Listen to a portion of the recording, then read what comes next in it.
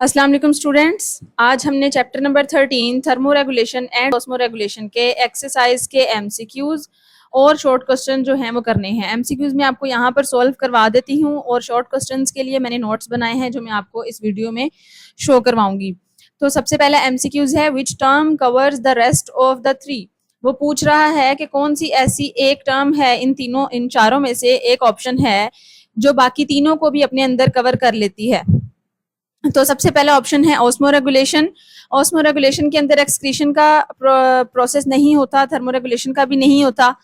And homeostasis सिर्फ मतलब के होम्योस्टेसिस का पार्ट है ऑस्मो रेगुलेशन, लेकिन ऑस्मो रेगुलेशन के अंदर होम्योस्टेसिस नहीं होती। तो हमने पढ़ा था कि जो होम्योस्टेसिस है उसके तीन प्रोसेसेस हैं, osmo regulation, thermo regulation and excretion. तो इसका करेक्ट ऑप्शन होगा होम्योस्टेसिस, यानी कि होम्योस्टेसिस के अंदर ये तीनों ही कवर्स हो जाते हैं।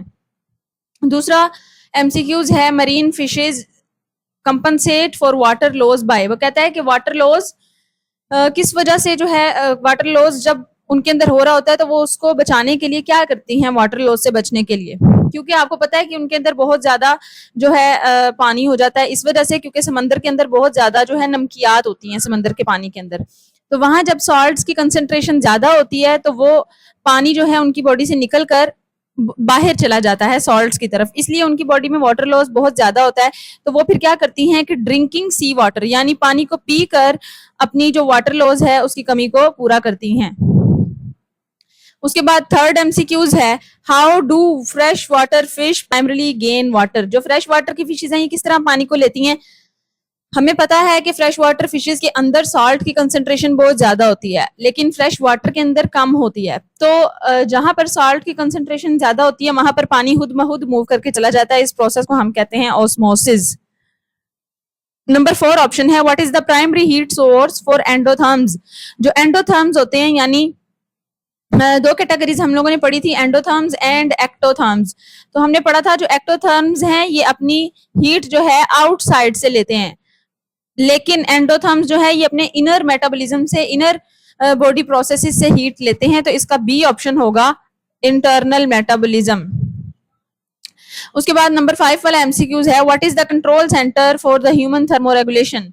थर्मोरेगुलेशन यानी हीट को मेंटेन करने के लिए कंट्रोल सेंटर क्या है ह्यूमन बॉडी के अंदर। तो हमने पढ़ा है कि जो हाइपोथैलेमस है ब्रेन का पार्ट, इसके अंदर थर्मो रिसेप्टर्स होते हैं जो थर्मोरेगुलेशन का सारा प्रोसेस करवाते हैं। उसके बाद छठा एमसीक्यूज है विच वेस्ट प्रोडक्ट। वो कौन सी ऐसी वेस्ट प्रोडक्ट है जिसको बहुत ज्यादा पानी चाहिए होता है बॉडी से बाहर निकलने के लिए। तो हमने पढ़ा था कि अमोनिया जो है सबसे ज्यादा टॉक्सिक है, इसलिए इसको बहुत ज्यादा पानी चाहिए होता है बॉडी से बाहर निकलने के लिए। उसके बाद 7th एमसीक्यूज है विच नाइट्रोजनस वेस्ट। ऐसी कौन सी नाइट्रोजनस वेस्ट है जो बहुत ज्यादा कम टॉक्सिक है और वाटर इनसोल्यूबल है, जो वाटर में सोल्यूबल भी हो जाती है। तो ये है हमारे पास यूरिक एसिड, क्योंकि सबसे जो लीस्ट रिएक्टिव टॉक्सिक है ये यूरिक एसिड है। मैंने आपको जब टॉपिक पढ़ाया था तो बताया था। उसके बाद 8वां एमसीक्यूज है in which part of the body. Body का ऐसा कौन सा पार्ट है जहां पर कन्वर्जन ऑफ अमोनिया होती है टू यूरिया, यानी जहां पर अमोनिया जो है NH3 जो है ये यूरिया के अंदर कन्वर्ट हो जाता है। हमने पढ़ा था कि लीवर जो है हमारा ये काम करवाता है, लीवर के अंदर अमोनिया यूरिया में कन्वर्ट हो जाता है। तो बच्चे ये आपके एक्सरसाइज के शॉर्ट क्वेश्चंस हैं। सबसे पहला सवाल है define osmo regulators and osmo conformers. इसके अंदर आपने ऑस्मो रेगुलेटर्स और ऑस्मो कन्फर्मर की डेफिनेशन बतानी है और साथ एग्जांपल भी देनी है, तभी आपको जाके इसके जो 2 मार्क्स हैं वो मिलेंगे पेपर के अंदर। तो इसकी डेफिनेशन है osmoregulators are those organisms in which actively regulate the concentration of water and salts in their body fluids. वो वाले ऑर्गेनिजम्स जो अपनी बॉडी के अंदर वाटर की और साल्ट्स की कंसंट्रेशन को बैलेंस कर लेते हैं रिगार्डलेस ऑफ एक्सटर्नल एनवायरनमेंट, यानी एक्सटर्नल एनवायरनमेंट के अलावा। तो इनको हम ऑस्मो रेगुलेटर्स कहते हैं। ये एनर्जी को यूज करके अपना इंटरनल बैलेंस जो है मेंटेन करते हैं, होम्योस्टेसिस करवाते हैं। मिसाल के तौर पे फ्रेश वाटर फिश हो गई और ह्यूमन बींग्स जो हैं वो इसमें आते हैं। उसके बाद ऑस्मो कन्फर्मर्स हैं। ऑस्मो कन्फर्मर्स आपको पता है ये टेम्परेचर को मेंटेन नहीं रख सकते। तो ये वो वाले ऑर्गेनिजम्स हैं whose internal osmotic concentration remains equal to that of the surrounding, यानी इनकी जो इनर कंडीशन है वो बाहर के मुकाबले में इक्वल रहती है। अगर बाहर जो कंसंट्रेशन है सॉल्ट्स की वो ही इनकी बॉडी के अंदर होती है तो इसलिए ये they do not actively regulate internal osmotic balance, ये ऑस्मोटिक बैलेंस को मेंटेन नहीं कर सकते like marine invertebrates like starfish वगैरह। दूसरा शॉर्ट क्वेश्चन है define thermoregulation and explain it's needs. Thermoregulation क्या होती है और इसकी जरूरत क्यों पेश आती है? थर्मोरेगुलेशन आपको पता है ना, टेम्परेचर को बैलेंस करने का नाम है। तो यहाँ पर बताया गया है कि thermoregulation is the process by which organisms maintain their internal body temperature with in a suitable range. एक रेंज के अंदर उसको मेंटेन करके रखते हैं, वो रेंज है 37 degree Celsius despite changes in external environment, यानी एक्सटर्नल इन्वायरमेंट में जो मर्जी टेम्परेचर हो अंदर जो है 37 ही रहेगा। इंपॉर्टेंस ऑफ थर्मोरेगुलेशन, इसकी अहमियत क्या है? एक तो ये है कि ये प्रॉपर फंक्शनिंग करवाता है एंजाइम्स की। अगर टेम्परेचर ऊपर नीचे हो जाए तो एंजाइम्स जो है वो प्रॉपर फंक्शन नहीं करेंगे। ये सारा कुछ बच्चे मैंने आपको जो है जब चैप्टर पढ़ाया था, पूरे लेक्चर्स जो हैं यूट्यूब के ऊपर अपलोड किए थे, तो उसके अंदर मैंने ये सब कुछ आपको डिटेल के साथ बताया था। दूसरा क्या है कि ये मेटाबॉलिक एक्टिविटीज को जो है मेंटेन करता है ऑप्टिमम लेवल पे। अगर 37 डिग्री सेल्सियस से टेम्परेचर कम या ज्यादा हो जाए तो हमारी बॉडी के अंदर ऑप्टिमम लेवल खराब हो जाता है और मेटाबॉलिक एक्टिविटीज नहीं हो पाती। उसके अलावा ये हमारी बॉडी को प्रोटेक्ट करता है एक्सट्रीम टेम्परेचर इफेक्ट्स के से, यानी हमें ज्यादा गर्मी में नहीं जाने देता। उसके अलावा ये हमें डिफरेंट इन्वायरमेंट में रहने की भी मतलब जो है वो हेल्प करता है। लाइक हम बहुत ज्यादा सर्दी में भी रह सकते हैं और बहुत ज्यादा गर्मी में भी रह सकते हैं, और हमारा इंटरनल होम्योस्टेसिस जो है ये मेंटेन करता है। तीसरा सवाल है हमारा कि कौन सी ऐसी दो टाइप्स हैं एनिमल्स की, बताएं उनकी एबिलिटी ऑफ थर्मोरेगुलेशन की बेस पे, यानी वो थर्मोरेगुलेशन कर सकते हैं या नहीं कर सकते। तो यहाँ पर उन्होंने बताया है एक्टोथर्म्स एंड एंडोथर्म्स। यहाँ पर आपने जो है ना वो पोइकिलोथर्म्स और होम्योथर्म्स लिखना है। यहाँ पर ये मिस्टेकनली जो एक्टोथर्म्स और एंडोथर्म्स लिखा गया है, वैसे एक्टोथर्म्स और एंडोथर्म्स भी वही होते हैं। तो यहाँ पर आपने लिखना है पोइकिलोथर्म्स।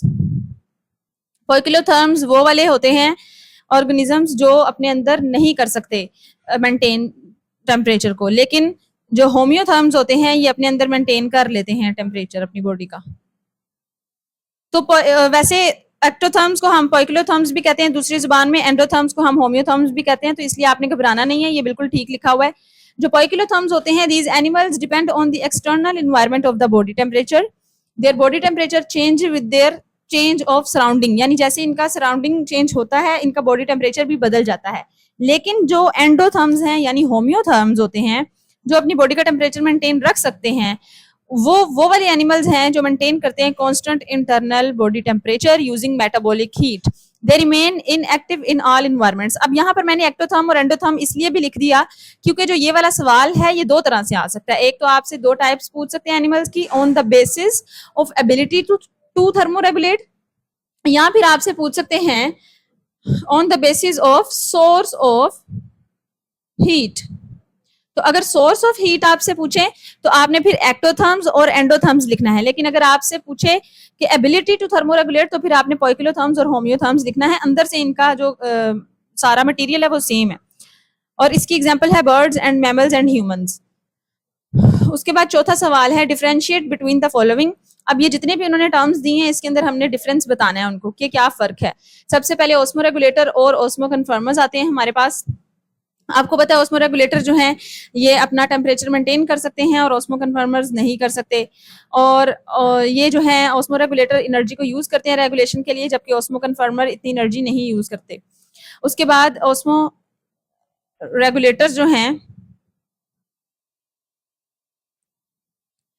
ये फ्रेश वाटर के अंदर या टेरेस्ट्रियल एनिमल्स के अंदर जो है पाए जाते हैं, और ऑस्मो कन्फर्मर्स जो हैं मेरीन एनिमल्स को हम कहते हैं।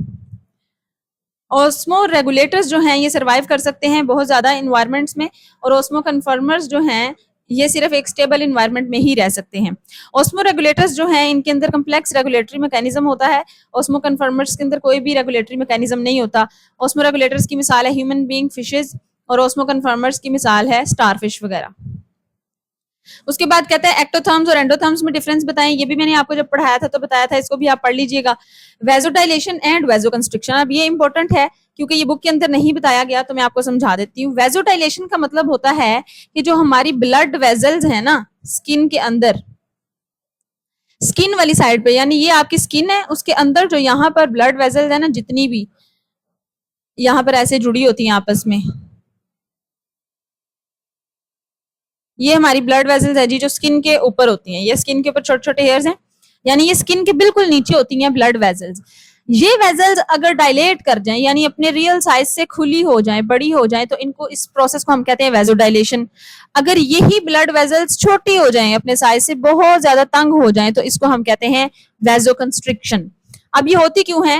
वेसोडाइलेशन के अंदर जो ब्लड वेसल्स हैं ये वाइडन हो जाती हैं, मतलब खुल जाती हैं, और इसकी वजह से क्या होता है, ब्लड फ्लो इंक्रीज हो जाता है स्किन में, और जितनी तेजी से ब्लड वहां से गुजरता है उतना ज्यादा वहां से हीट भी जो है हमारी बॉडी से रिलीज हो जाती है।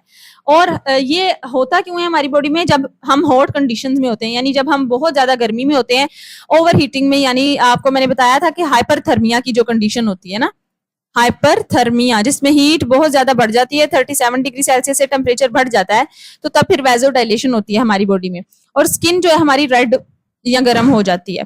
उसके बाद वेसोकंस्ट्रिक्शन है। वेसोकंस्ट्रिक्शन में उल्ट होता है इसका, जो ब्लड वेसल्स होती हैं वो तंग हो जाती हैं, और ब्लड फ्लो जो स्किन की तरफ होता है वो कम हो जाता है, जिसकी वजह से सर्दियों में हमारे हाथ पांव भी ठंडे हो जाते हैं।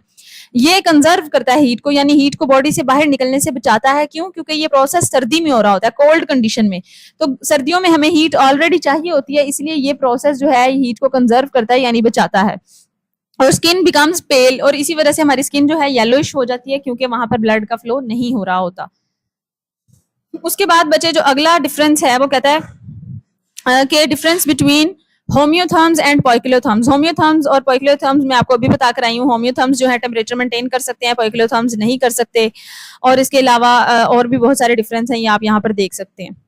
उसके बाद डिफरेंस बिटवीन अमोनियोटैलिक वर्सेस यूरियोटैलिक। अब मैं आपको बताती हूँ, अमोनियोटैलिक वो होते हैं जो अमोनिया को सीधा सीधा अपनी बॉडी से डायरेक्टली बाहर निकाल सकते हैं। यूरियोटैलिक वो होते हैं जो यूरिया में कन्वर्ट करके अपनी बॉडी से बाहर निकालते हैं।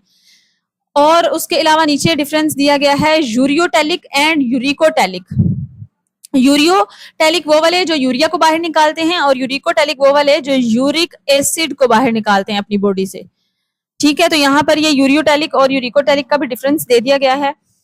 तो आज का लेक्चर यहाँ पर कंप्लीट होता है। अगर आपको वीडियो अच्छी लगी तो लाइक करें, शेयर करें, और मेरे चैनल को सब्सक्राइब करें। Thank you.